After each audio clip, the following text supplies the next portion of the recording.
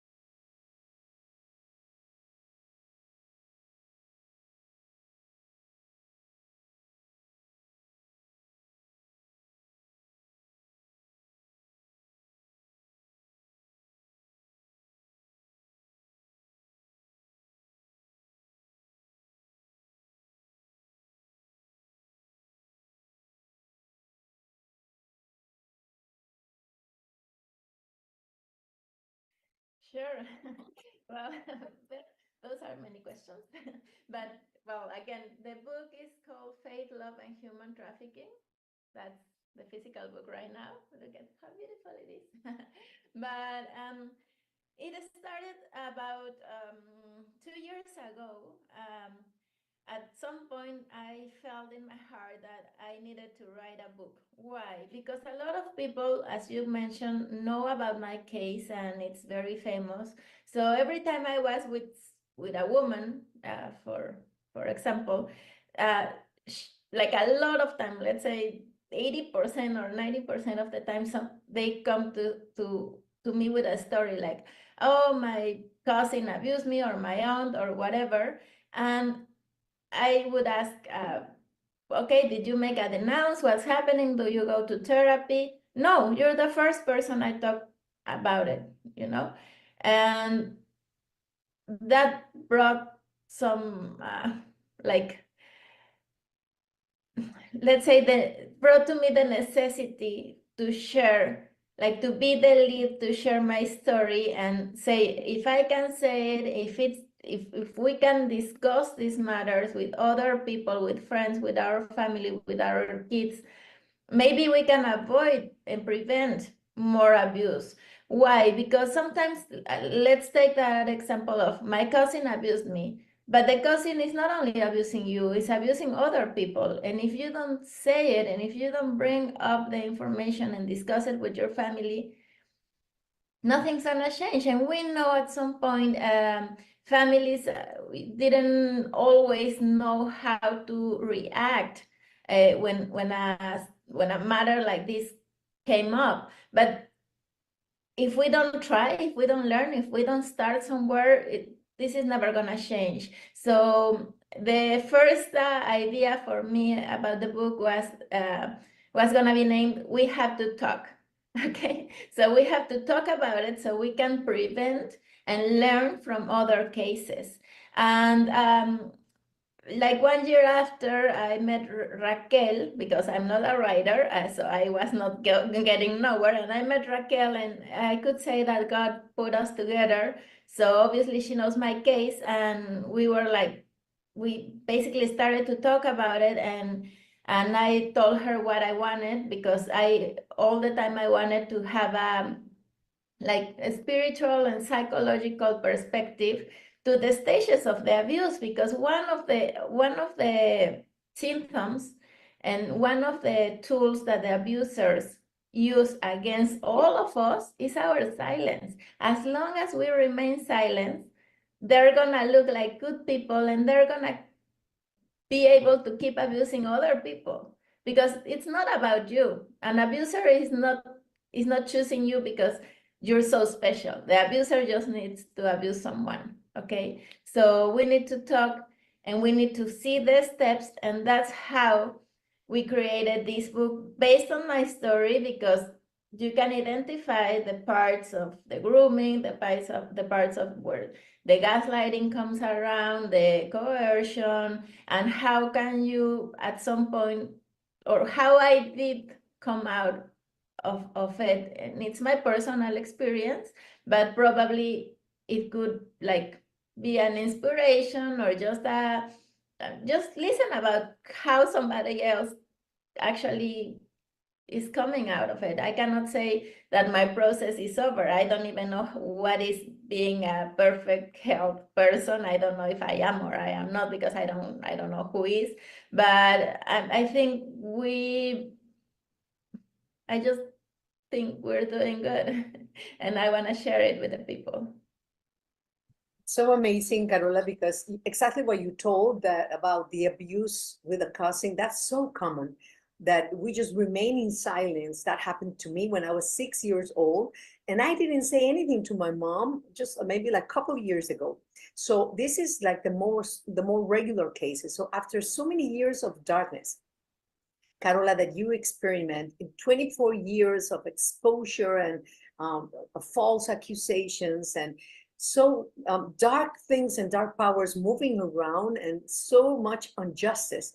I really admire you. You know, you are such a warrior. You're such a brave woman, a woman full of faith, and you are confronting very strong interests. So right now we need to know that this is coming to the light, but not just to bring the dark side, just to bring that you have an encounter with the faith, an encounter with the living God, and that makes the huge difference. And I want to just stop for a moment about this, because the power of God, it's there for you, right? Can you tell us about this? What happened to you? When do you really realize that you were in the process of healing, like this kind of healing, when the power of God took you and start changing you from the inside? Sure. Well, this question can be only answered in like looking in the perspective, like looking at the back of my days. And when I was rescued in Brazil in the year 2000 by the Interpol, I was 17 years old. I had a 6-month baby in my arms, and the whole world seemed to be against me. And even though I was rescued, I didn't know what was gonna happen with my life after that. As we may know or not know, my process, my legal process, was not like a good help. It was re-victimizing. I personally haven't had any kind of justice. The government or the media or the society never supported us. In reality, it was tough, but the church like was there. Not everyone, but they were there. You know, they were just by our side and giving us a hand somehow. So I always say that when you come out of a situation like this and somebody tell you, oh, God loves you, like, please, how can God love me if I had to live through this, if my family is destroyed, if I just don't even know how to be a human again, right? So, but I could feel somehow, I was broken, but somehow I could feel the help, the love of God, the love of Jesus acting through the people that has been there all along.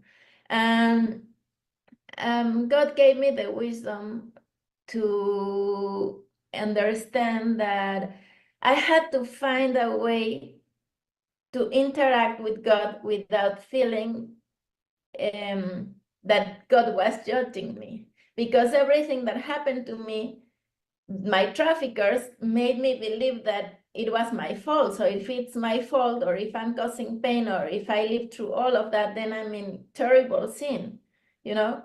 So that makes you feel again in the wrong position. And in the wrong position with God is bad, even if you don't believe in God. We all fear God, even if we don't believe in God. So God created a channel of communication for me and him. And at some point, I opened up and I sincered to him and I said, you put me through this. I mean, you say you love me, you allow this to happen, you take me out of it. Because I don't know how I'm gonna raise my children. I don't know how I'm gonna make a living. I don't know how I'm gonna heal. I don't know how I'm gonna forgive. And you're in charge. I declare myself like useless, just guide me, and I don't know how you're gonna do it, just do it. This kid is your kid, and I just don't want to break him because I'm broken. I love my son so much, and I love my family, and I felt the love of other people too, that I just didn't want to contaminate anyone with all the contamination that I had inside. So that worked, and little by little, my anger uh, started to fade away. My loneliness, my feel of being scared, and everything started to change. And when I met Rosie, my heart and my spirit were healed. But the moment I started to understand how the traffickers work and how the abuse work, everything changed. And it was like, well, it's not me. It's not that I'm stupid. It's not that my family is stupid. It's not like these people are organized, methodic, and experts in crime. So then you start using whatever happened to you. And that's an excellent point of my life, where I started to be like, let's say, a cause, as you said before. I stopped being a victim of human trafficking or a survivor of human trafficking, and God gave me the power to use whatever happened to me in order to try to help others. And I think there are little results. That is not me, it's God working through me. And now I understand why my traffickers are so famous, and I appreciate that. I appreciate the work they're doing, even without knowing it, because they have been so consistent and persevering on abusing us, that have helped Mexico, the entire nation, to understand the crime. So it's a work that we have been creating together, my traffickers and the survivors of my case. So it sounds super weird, but at some point I'm like, God bless them, because thanks to them, so many people is starting to realize what's human trafficking, and they say me too, and they say I believe you, and we say that too, and we believe each other, and the laws and the media and everything is under the loop, and I have big expectations for this. Oh, wow, that's so amazing, Karola. You know, sometimes we don't understand what happens to our life, but we need to know that in the past of our lives, just an experience that could be very dark or painful or trauma can really bring life to many people. So the power of God is for you if you're experiencing something like Karola experienced. But I'm so happy, Karola, to hear you because now I understand everything. You know, everything has to be in such a level of popularity so it can bring real change. So it's amazing that you can just really process what you've been going through to really be a blessing for others. Can you tell the audience if someone is right now experiencing any kind of grooming or any kind of abuse? It could be in a marriage with her spouse, or maybe in any situation in the family. Can you give a message, just a message to open the eyes and just bring healing? Because sometimes we are so inside of a codependent relationship that we cannot really understand. You know, the narcissist really make tricks in the mind, and sometimes you start losing your personality, your strength, your voice, your purpose, and you start being like a doormat. So can you just bring strong words to just shake things up in the audience? That's a big task. Read my book. I mean, I don't want to make it about me, but it has important information about how the grooming and this coercion and gaslighting operates. And if you cannot read my book, just read everything about abuse and understand that is a methodic way. I don't know, it's like a spiritual connection internet with for the people that is with this, let's say, disease, that want to be controlling other people. So it's like when you have a nightmare, okay, and you think there's a monster under your bed, and you're afraid to look under, and you're like covering yourself with the blankets and like thinking about the monster under your bed. But the best solution is to open the lights and look under the bed, and you'll see that monster is not a monster. Maybe there's just I don't know, a shade or something else. The narcissistic and the psychopaths and the people that is causing damage to others are broken people. They're more broken than you, so they need you to get strength. So you're powerful, and you can bring the light into them and just open the eyes, wake up and say, that's not a monster. It's just somebody that's broken. And then take another perspective on the situation. It could be your friend. I have a friend right now that we've been talking last night and this morning, and she says, I don't know how at my age I could fall into this.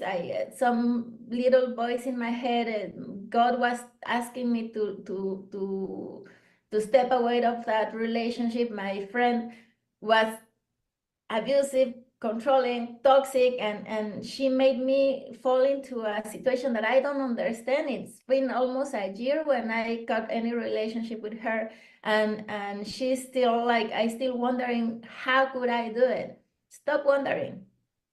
Somehow these people have that capacity. It's not that you did something wrong, but if we understand the stages, if we understand how it works, it's not a ghost, you know. If we understand how gravity operates, we don't attribute supernatural powers to gravity. It's just something that happens in the universe, and it's a law. So the narcissistic have a law. They operate the same. They're not creative. They don't have the creative and the light of God.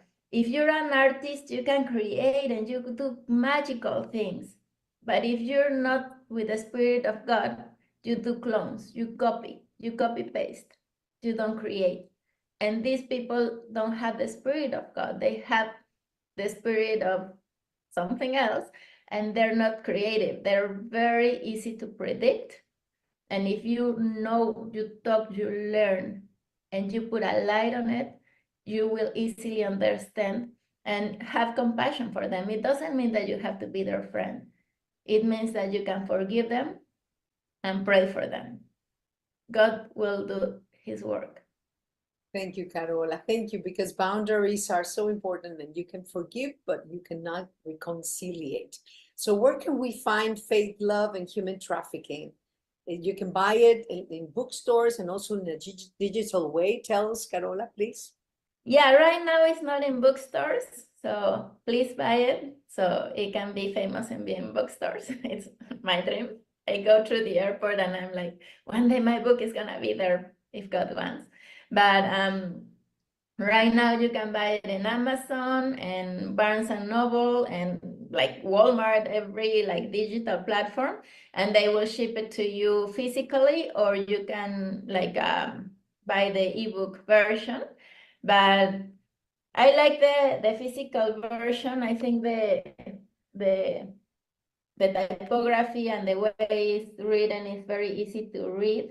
And this is a book that I think for the right people could be a book that you have in your library and take a look again. Maybe you don't want to go through the horrific story because I know it's bad, and we try to make it as smooth and easy to read as possible. But some information like contact numbers, we have the child support enforcement, sex offender registration, extraterritorial sexual exploitation of children, international parent kidnapping numbers, obscenity, child pornography, child sex trafficking, with the numbers, with the websites. So, I mean, I would buy it physically and keep it like handy. Thank you so much, Karola. So, it's the story of Faith, Love, and Human Trafficking by Karola de la Cuesta and Raquel Caspi. So you can order right now. And we are so happy to have you, Karola. And we really, really bless this book. And we declare that will open a door and will bring healing, life, and open conscious to many people, and will be a powerful weapon against human trafficking. Thank you so much, Karola. I receive Thank your you for your prayers. time, and we're so happy with this. So go forward, warrior, for the next conquers. Thank you so much. Thank you. See you the next time in Influentia TV. Thank you, Barbara. Bye.